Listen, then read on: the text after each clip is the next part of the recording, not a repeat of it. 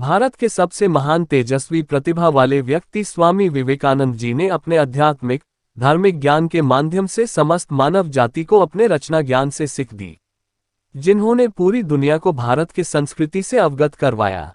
उनका कहना था कि अपने लक्ष्य को पाने के लिए तब तक कोशिश करनी चाहिए जब तक आपको आपका लक्ष्य प्राप्त न हो। वे हमेशा कर्म पर विश्वास करते थे। उनका कहना था कि जो जैसा कर्म करेंगे कल आपको वैसा ही फल मिलेगा।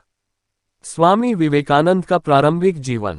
विवेकानंद का जन्म 12 जनवरी 1863 को मकर संक्रांति के दिन कलकत्ता एक कायस्थ जाति के परिवार में हुआ था। इनके पिताजी का नाम विश्वनाथ दत्त, वो कलकत्ता हाई कोर्ट के प्रसिद्ध वकील थे, और मां का नाम भुवनेश्वरी देवी, जो एक धार्मिक विचार की महिला थी और हिंदू धर्म के प्रति काफी आस्था रखती थी।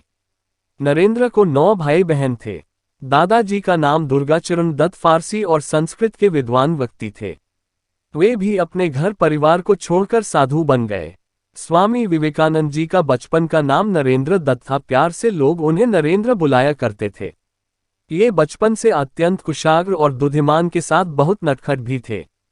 उनकी मां धार्मिक विचार की महिला थी, इसलिए उनके घर में नियमित रूप से पूजा पाठ होता रहता और साथ ही रामायण, गीता, महाभारत जैसे पुराणों की पाठ होते रहता था। इस कारण से उन्हें बचपन से ही ईश्वर के प्रति जानने की इच्छा उनके मन में जागृत होने लगा। भगवान को जानने की उत्सुकता में माता पिता कुछ ऐसे सवाल पूछ देते कि जानने के लिए उन्हें ब्राह्मणों के यहाँ जाना पड़ता। 1984 में उन्होंने अपने पिताजी साथ छूट गया और परिवार की सारी जिम्मेदारी उन्हीं पर आ गया। स्वामी विवेकानंद का प्रारंभ शिक्षा उनके घर में ही हुआ।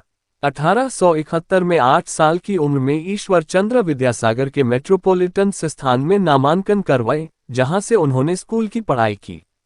1877 अपने परिवार के साथ रायपुर चले गए। उन्होंने दर्शन शास्त्र, धर्म, सामाजिक विज्ञान, इतिहास, कला और साहित्य जैसे विषयों की शिक्षा प्राप्त किए थे। 1860 में उन्होंने स्पेंसर का किताब एजुकेशन को बंगाली में अनुवाद किए। उसके बाद उन्होंने 1984 में ग्रेजुएशन की डिग्री प्राप्त की। महासभा संस्था के प्रधानाध्यापक ने लिखा, नरेंद्र सच में एक बहुत बुद्धिमान व्यक्ति हैं। विवेकानंद जी अपने गुरु से इतना प्रभावित हुए कि उनके प्रति उनके मन में कर्तव्यनिष्ठा और श्रद्धा की भावना बढ़ती गई। 1885 में उनके गुरु रामकृष्ण परमहंस कैंसर की बीमारी से ग्रसित थे, इसलिए उन्होंने उनके बहुत सेवा की और अंत में उनकी मृत्यु हो गई। इस तरह से गुरु और शिष्य के बीच में एक मजबूत रिश्ता बन चुका था। उसके बाद उन्होंने अपने ग्रुप रामकृष्ण परमहंस के मृत्यु के बाद उन्होंने 12 नगरों में रामकृष्ण संघ की स्थापना की। बाद में इनका नाम रामकृष्ण संघ से बदलकर रामकृष्ण मठ कर दिया गया। रामकृष्ण मठ की स्थापना के बाद मात्र 25 वर्ष के उम्र में उन्होंने अपना घर परिवार त्याग दिया और ब्रह्मचर्य का पालन करने लगे और गेरुआ वस्त्र धारण करने लगे। तभी से उनका नाम विवेकानंद स्वामी हो गया।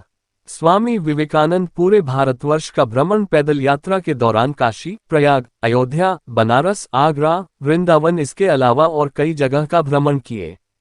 इस दौरान वे कई सारे राजा, गरीब, संत और ब्राह्मणों के घर में ठहरे।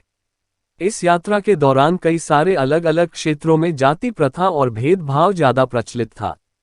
जाति प्रथा को हटाने के लिए बहुत कोशिश किए। 23 दिसंबर 1892 को भारत के अंतिम छोर कन्याकुमारी जा पहुंचे। वहां पर उन्होंने 3 दिन तक समाधि में रहे। उसके बाद वे अपने गुरु भाई से मिलने के लिए राजस्थान के अबू रोड जा पहुंचे, जहां अपने गुरु भाई स्वामी ब्रह्मानंद और स्वामी तुरानंद से मिले। भारत की पूरी यात्रा देश की गरीबी और दुखी लोगों को देखकर इसे से पूरे देश को मुक्त करने और दुनिया को भारत के प्रति सोच को बदलने का फैसला किया। 1893 में स्वामी विवेकानंद भारत के ओर से अमेरिका के विश्व धर्म सम्मेलन में हिस्सा लिए। इस धर्म सम्मेलन में पूरी दुनिया के धर्म गुरु ने हिस्सा लिया था।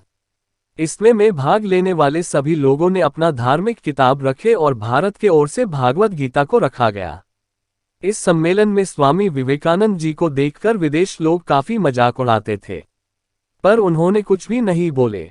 जब वे मंच पर जाकर my brothers and sisters of America से संबोधित कर भाषण देना शुरू किया, तब पूरा सभागार उन्हें तालियों की गड़गड़ाहट से उनका स्वागत किया। अगले दिन अमेरिका के अखबारों उन्हीं की चर्चा थी। एक पत्रकार ने लिखा था, वैसे तो धर्म सम्मेलन के सभी विद्वान ने बहुत अच्छी भाषण दी, पर भारत के विद्वान ने पूरे अमेरिका का दिल जीत लिया। 4 जुलाई 1992 को मात्र 39 साल की उम्र में स्वामी विवेकानंद जी की मृत्यु हो गई। इस महापुरुष का अंतिम संस्कार गंगा नदी के तट के किनारे किया गया था। दोस्तों, मैं उम्मीद करता हूं कि आपको स्वामी विवेकानंद बायोग्राफी जीवनी आपको पसंद आया होगा। अगर आपको मेरा वीडियो पसंद आया हो तो आप अपने दोस्तों और सोशल मीडिया पर शेयर करें ताकि लोगों को भी यह जानकारी मिल सके। और आपको स्वामी विवेकानंद की जीवनी की जानकारी कैसा लगा कमेंट में जरूर बताएं। धन्यवाद।